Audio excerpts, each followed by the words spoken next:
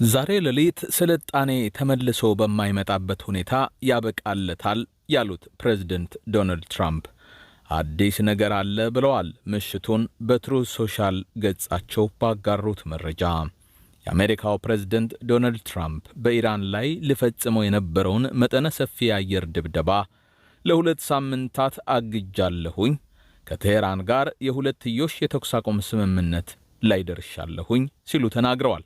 ፕሬዝደንቱ ይህንን ውሳኔ ያሳለፉት ኢራን የሆርሙዝ ወሽመጥን ወዲያውኑ ሙሉ በሙሉና ደህንነቱ በተጠበቀ ሁኔታ ክፍት እንድታደርግ በቅድመ ሁኔታነት በማስቀመጥ እንደሆነም ተሰምቷል።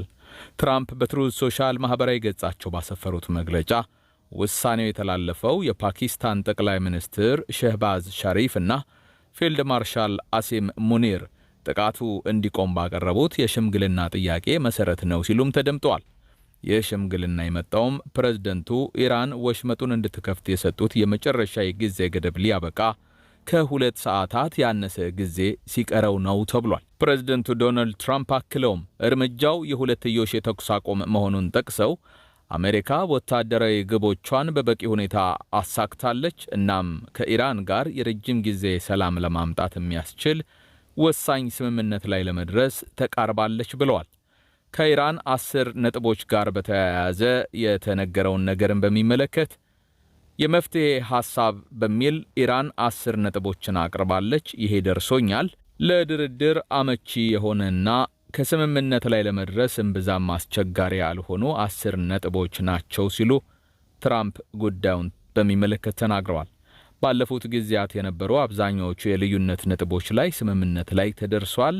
የተሰጠው የ2 ሳምንት የጊዜ ገደብ ስምምነቱን በይፋ አጠናቆ ወደ ሥራ ለመግባት ይረዳል ሲሉም አብራርተዋል። ይህንን የረጅም ጊዜ ችግር ለመፍታት መቃረቡ ለአሜሪካም ሆነ ለመካከለኛው ምስራቅ ሀገራት ትልቅ ክብር ነው ሲሉም ፕሬዝደንቱ በመግለጫቸው አጽንኦት ሰጥተው መናገራቸውን ተመልክተናል። ታዲያ ፕሬዝደንቱ ዶናልድ ትራምፕ ይህንን አደርጋለሁኝ ሲሉ አስቀድመው ስልጣኔ ከምድረ ገጽ ላይ የሚጠፋበት ኢራንም ታሪክ የምትሆንበትን እርምጃ ወስዳለሁ ማለታቸውን በሚመለከት የአሜሪካ የሕግ መወሰኛ ምክር ቤት የዲሞክራቶች መሪ የሆኑት ቻክ ሹመር ፕሬዝደንቱን ዶናልድ ትራምፕን ይህ ግለሰብ በጣሙን የታመመ ሰው ነው፣ ይህንን የግድ የለሽነት ጦርነት ለመቃወም ፈቃደኛ ያልሆኑ እያንዳንዳቸው የሪፐብሊካን ፓርቲ ምክር ቤት አባላት ለየትኛውም አይነት አስከፊ ዳፋ ኃላፊነት አለባቸው ሲሉ ሪፐብሊካንን ወቅሰዋል። የዴሞክራቲክ ፓርቲ መሪው ሃኬን ጀፍሪስ በበኩላቸው ዶናልድ ትራምፕ በግዴለሽነት የገባበት የኢራን ጦርነት ወደ 3ኛው የዓለም ጦርነት ሳያስገባን በፊት ምክር ቤቱ ማስቆም አለበት፣ ይህንን እብደት በማስቆም በኩል ሁሉም ሪፐብሊካኖች ብሔራዊ ኃላፊነት አለባቸው ሲሉ ነው የተናገሩት። የምክር ቤት አባሉ ጄሰን ክሮው ደግሞ የአንድን ሀገር ስልጣኔ ለማጥፋት መዛት የጦር ወንጀል ነው፣ በተደጋጋሚ እንዳልኩት ጦር ሰራዊታችን ሕጋዊ ትዕዛዞችን ብቻ ነው ሊከተል የሚገባው፣ መልካም ሕሊና ያላቸው ሁሉም አሜሪካውያን ይህንን ድርጊት መቃወም አለባቸው ሲሉ ጥሪን አቅርበዋል። ሌላኛው የምክር ቤት አባል ጂም ማክጋቨርን ይህ የለየለት ክፋት ነው፣ የአሜሪካ ፕሬዝደንት የጦር ወንጀል ለመፈጸም የሚሰነዝረው የዘር ማጥፋት ዛቻ በፌዴራልና በዓለም አቀፍ ሕግ ወንጀል ነው በማለት የፕሬዝደንቱን ንግግር ነቅፈዋል።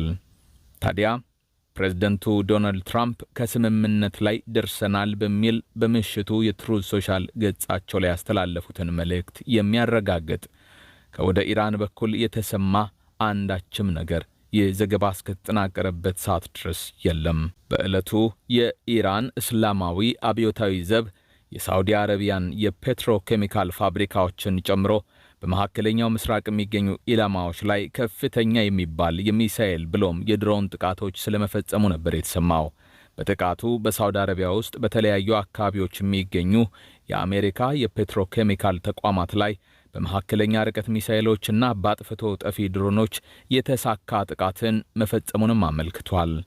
ዘቡ እንዳለው ከተቋማቱ በተጨማሪ በፋርስ ባህረ ሰላጤና በሆርሙዝ ወሽመጥ የሚገኙ የአሜሪካ ጥቅሞችና ወታደራዊ ሰፈሮች ብሎም እስራኤል ውስጥ የሚገኙ ወታደራዊ የእዝና የቁጥጥር ማዕከላት ኢላማ መሆናቸውን ገልጿል። በመግለጫው ላይ ኢራን ይህንን እርምጃ የወሰደችው ሰኞ ዕለት በአሳሌህ የፔትሮኬሚካል ማዕከል ላይ የተፈጸመባትን ጥቃት ለመበቀል መሆኑንም ጠቅሷል። አብዮታዊ ዘቡ አሜሪካ ቀይ መስመራችንን የምታልፍ ከሆነ ምላሻችን ከመካከለኛው ምስራቅም የሚያልፍ ይሆናል በማለት አስጠንቅቋል። ለመልካም ጉርብትና ሲባል ኢራን አሳይተው የነበረው ቁጥብነት ኢላማዎችን እንድትለይ አድርጓት መቆየቱን፣ ነገር ግን ከዚህ በኋላ ይህ ቁጥብነት እንደማይኖር በመጥቀስ አስፈላጊ በተባሉ ኢላማዎች ላይ ያለማወላወል እርምጃን ይወስዳል በሚል ነው ከኢራን መንግስት በኩል መልእክቱ የተላለፈው። ይህ በእንዲህ እንዳለ እንደ አሜሪካ ባለስልጣናት መግለጫ የመገናኛ ብዙሃን ሽፋንና የምስል ትንተናዎች ከሆነ አሜሪካ እስካሁን ድረስ በጦርነቱ ቢያንስ 9 አውሮፕላኖችን አታለች ተብሏል። ሲቢኤስ ኒውስ የአሜሪካ ባለስልጣናትን ጠቅሶ እንደዘገበው ኤፍ-15ኢ ተዋጊ ጀትን ለማገዝ የተጓዙ 2 የትራንስፖርት አውሮፕላኖች ከኢራን መነሳት አልቻሉም። አውሮፕላኖቹ በጠላት እጅ እንዳይወድቅ በሚል እንዲወድም ስለመደረጉም ተዘግቧል።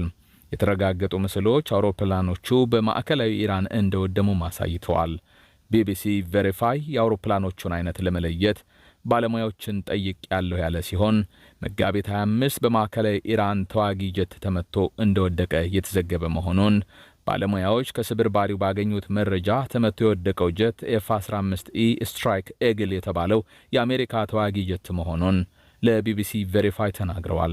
በተመሳሳይ ቀን ኒውዮርክ ታይምስ የአሜሪካ ባለስልጣናትን ጠቅሶ እንደዘገበው ኤ-10 የተባለ ጀት በባህረ ሰላጤው ተከስክሷል። አብራሪው ቀድሞ ተመንጥቀው በመውጣት ሊተርፍም ችሏል። መጋቢት 20 ማረጋገጥ የተቻለው ምስል ኢ-13 የተባለ አውሮፕላን የኢራንን ጥቃት ተከትሎ በሳውዲ አረቢያ ልዑል ሱልጣን አየር ጣቢያ ለሁለት መከፈሉን ያሳያል። መጋቢት 3 ኬሲ 135 የተባለ የነዳጅ መሙያ አውሮፕላን በምዕራብ ኢራቅ ተከስክሶ 6 ወታደሮች ሕይወታቸው ማለፉን የአሜሪካ ማዕከላዊ ኮማንድ ሴንትኮም አስታውቋል። ክስተቱ እየተመረመረ ቢሆንም ኮማንዱ በጠላት አሊያም በወዳጅ ሀገራት ተኩስ አለመውደቁን ግን ጠቁሟል።